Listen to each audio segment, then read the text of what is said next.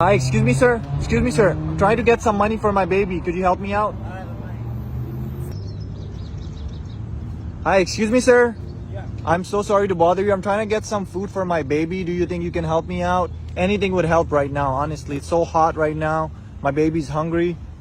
Anything, honestly. Even $1 would help, man. That's $3, bro. That's all I got. You have $3? Yeah. And you want to help me with that? Yeah. Are you sure? Yeah.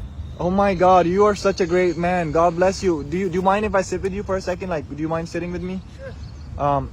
What made you want to help me? Like, I honestly was asking so many people walking by and nobody wanted to help me. Why are you so different? You have a baby. Yeah, of course, but people don't realize that the baby needs food, but they still walk by and they ask me to get a job or something. Well, I know what it's like, man. I know what it's like to be struggling out here on the streets.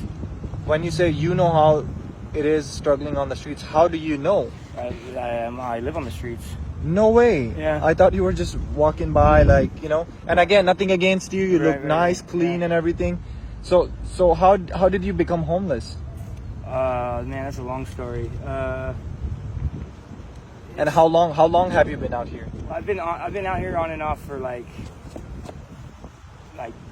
10 years with like a couple gap years. 10 years. Yeah. Wow. And how did this happen? So we're in 2024. Yeah. And did this happen in 2011? Something like that. I started staying with my dad in 2011. He wanted me to, in order to stay with him, I had to either go to school or work. And at the time, I wanted to go to school. But Wait, so when you're living with your dad, how old were you? I was like 24? Yeah. Yeah. So your dad gave you a choice: go Yeah. to school, Go to work. or go to work. Yeah. What was your reaction to that? I was okay with it until he told me the reasoning behind me going to school was that he wanted me to give him my financial aid for rent and stuff Wait, like that. your dad was trying to get your financial aid money? Yeah. No way. Yeah. That sounds so crazy. Yeah. Okay, and then what happened? I did not give him the financial aid money. You did not. No, and so So he let you rather be on the streets. Yeah. What kind of dad is that? He's not a good dad. He was a bad dad all my Wow. life. So and that's the main reason why I didn't do it, because why should I help him out if he didn't even want to help me out? You know what I mean? Like, Right. That's how I felt. And instead of giving you a choice, Yeah. he could have told you, like, look, you have to work. Yeah. We can both work it together, Yeah, pay the exactly. bills, Exactly, pay the yeah. rent together, and live a peaceful life. Yeah. Instead of saying you have a choice, Yeah. work or go to school. Yeah. That doesn't make sense Yeah, to me. Yeah, me neither. So I ended up being on the streets from then. I got lucky with another buddy of mine. I was on the streets for like 2 years after that, out in Rancho Cucamonga, Okay. and that's where I kind of grew up. And I had a friend of mine let me, and at the time my nephew and my mom actually became homeless from other circumstances. Oh wow! So your mom had some difficult problems, Yeah, and she was and the- nephew. Yeah, she's is the the nephew guardian. living with the. With his grandma, my mom. Yeah. Okay. She had guardianship of him, and he's sick too. Okay. Yeah, so we all ended up on the streets at the same time, like just coincidentally.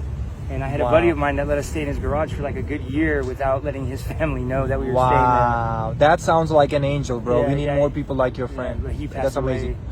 Yeah, Oh my He God. was a diabetic, and I am so sorry. he was man. my He best sounds friend, too. like a great man. Like he what was he good. was doing, let you stay 1 year Yeah. in the garage, rent free, and Yeah, everything. yeah. Wow, that's probably amazing. could have stayed longer had we not got caught. Wow. But yeah. So after- the family caught you guys? Yeah. And what happened? Did They just basically said we had to leave. We couldn't stay there anymore. They weren't mad or anything like that. They just Okay. they just told us to leave. Basically, they were very they were hardcore Christians. That's And so, amazing. yeah. That's amazing. It's good. It's hard to find good people Yeah, you're right. around us. So what happened with your mom and nephew? So after we were out of that garage, we were actually living in our car for a couple months, and we got lucky again, and we were able to move into an apartment. But we were in this apartment with like 5 or 6 other people, and it was a 1-bedroom apartment. 6 people in 1-bedroom Yeah, apartment. yeah. It sounds like more like LA. Yeah, That happens all the time. It was terrible. It was terrible, but it was a place to live, you know. Yeah, at least you had a Yeah. roof under. I mean, a shelter. Yeah. And so then my grandmother, my mom's mom, she offered to give us an apartment as long as, after 1 year, she would pay for it for a year, and after that, then we had to take care of it. So, like a rent free for 1 year, Yes. she paid out of pocket Yes. for the whole year. Yeah. So during And- that year, Okay. we were living there, everything was fine, and I ended up getting arrested for the very first time for drugs. Oh, I am. Damn. And the oh. cops, being cops, they said if I didn't give up my dealer's name or whatever, they were going to tell the management or something like that. And they ended up telling the management that I wasn't supposed to be living there at the time. I was not on the lease. Wow. So we all got kicked out of there. And that's when we moved out here to Colton. And the reason why we moved out to Colton was because my nephew needed to be close to the hospital because he has a disease called hydronephrosis. It's a kidney disease that he needs a kidney transplant. He's on the transplant list right now. Oh my God, I'm so sorry what he's going through right now. Yeah. I just pray and wish that no one have to go through what he's going through right now. He's gone through a lot being such a young kid. How old is he now? He just turned 18 actually. So what happened with after his kidney? Did he get the kidney transplant? Not yet.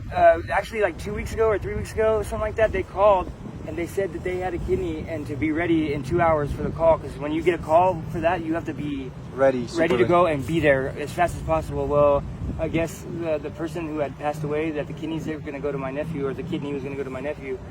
They didn't know if they were viable yet in terms of like, because I guess the girl died in a car crash. And so they had to see the organs before they could do it if they were going to be good enough, and they turned out to not be good enough. So they had to cancel. Like they said, right. it wasn't good. It's like, not going to suit the body. Next time, next person. Yeah. So he's still on the list. Yeah, and he just went through something too where. So where is your nephew and the mom living? Are they still on the street? No, they're in a place right now, right up the street here in on Ritchie Canyon Road, just like a mile or two away from the hospital. Oh, okay. So close to the hospital. I was staying there too, but me and my mom just. If I stay with my mom for too long, we just get at each other's like throats. You know what I mean? Like I can't. I love my mom. She's super cool, but for whatever reason, we just can't live together. You know what I mean? Is that because of how you are and what you do, or? No, well, maybe. She never said anything like that, but I mean, I'm sure it probably is. Like, I'm sure she doesn't want to see me on the drugs or whatever. And I try not to be high or anything around them, especially around my nephew. But No. You're right. You're making the right decision.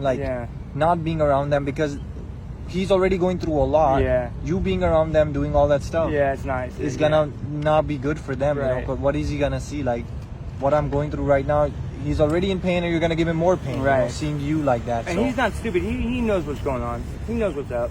Right. But I mean, like I said, I try not to show him that side of me. But so I ended up leaving there, and I've just been out here ever since. I'm so sorry, man, what you're going through and everything that's happening in your life. But let me be honest with you. This was actually a social experiment, right? I didn't need the money for the baby. So what I want you to do is come around here. I want you to come and see my baby right here. This is not a baby. This is actually for you $100,000, man. What? Are you serious? Yeah, man? I'm serious. Since you decided to help me out, man, I want to leave you with this. You can take the stroller with you, or I'll bring a bag and put the cash in there. You can just walk away with it. This is real? This is real. Yeah, this is real. You can touch it and feel it. It's real money, man. Wow. Thanks, man. That's amazing, dude. It's gonna help so much, man.